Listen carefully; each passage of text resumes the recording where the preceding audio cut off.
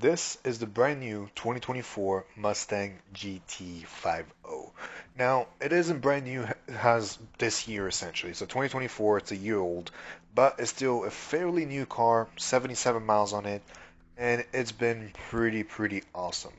Now, this car honestly has been quite a bit of a difference when it comes down to the handling and some of the driving ability compared to the previous ones that I have driven back in 2005, 2007, and the latest one that I have driven Mustang-wise was the 2018 model. So it is a little more horsepower obviously compared to those older ones, and it is a lot better handling.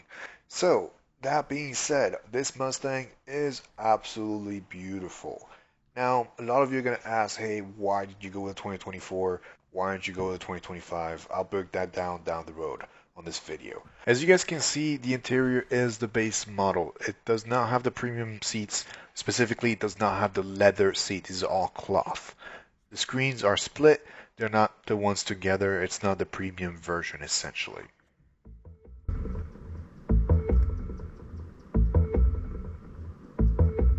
I don't know about you guys, but I absolutely love this heartbeat. It just gives a life to the damn car. It sounds so awesome. Now the car looks basic and I get it. I just got it 3 days ago. I'm still working on doing some modifications to it. It's basically brand new. I put a couple hundred miles on it at this point, but this is what we have so far, and you guys can stay tuned for the upgrade as we go. If you guys have any recommendation for any sort of accessories, spoilers, splitters, side skirts, anything that you guys would like to see on this video, make sure to go in the comment section, let me know, and I'll look into it for sure and possibly add them to the vehicle. This is going to be a custom build.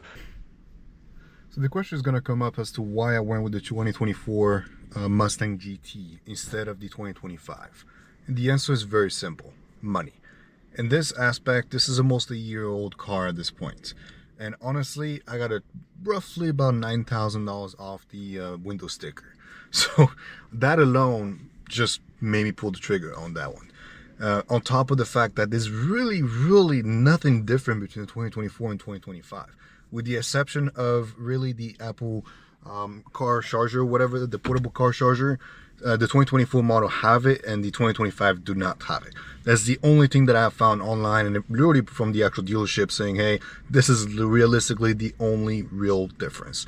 Now, these are not the premium seats. As you guys can see, this is just cloth. So I will be upgrading those to leather here shortly. I have like you can buy those off Amazon for like $200 and get the leather seats. So that's an easy upgrade. I saved myself basically what, $3,000 or $4,000 by not upgrading to the actual leather seats. And on top of, you know, having the screens together, which I did not like. So that being said, so far the only thing that I don't like about this car, and it's I think everybody that has a Mustang, the 2024 and 2025 model, is the push to start. That thing that ultimately turns your car off at every light or at every stop sign. That is the most annoying and stupidest thing to put on a sports car in general.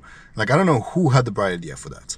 But yes, it is on the 2024 Mustang, and it is on the 2025 Mustang. This little thing right here, I fucking hate it. That's the only thing, because I have essentially to turn it off every other day, or every other time I turn the car off.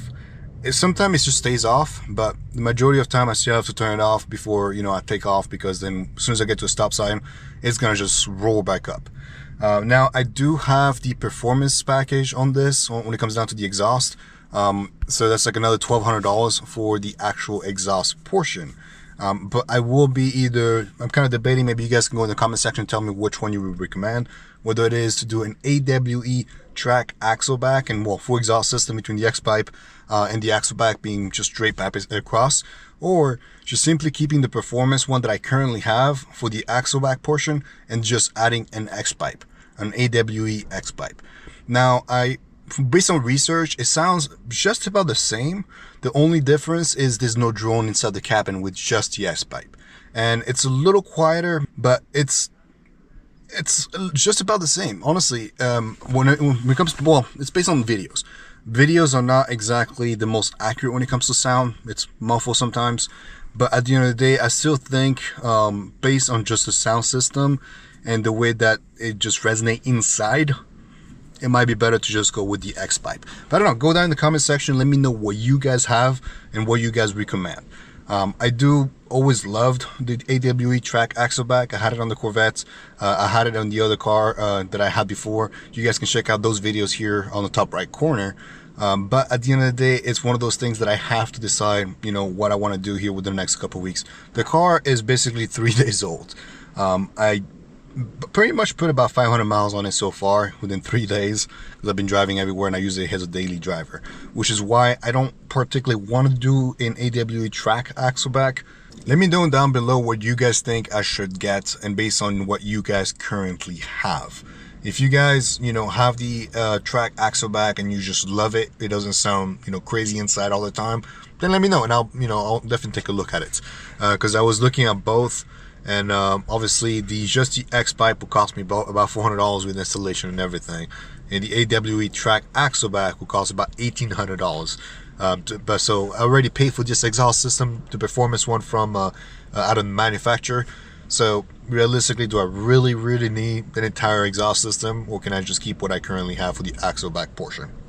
So that being said, if you guys enjoy this content, because I will be doing small upgrades to this car, whether it is I would add a wing in the back eventually, I would add a front splitter, so a spoiler splitter, and then some inside modification like the leather seats for the front and the back. So I'll be doing those videos if you guys are interested. This is for the 2024 and 2025, which is the same exact thing. There's no difference at all. So honestly, if you are planning to buy a Mustang GT, don't buy the 2025. Go and buy the 2024, who has been sitting there for 9, 8, 10 months, and get a good deal.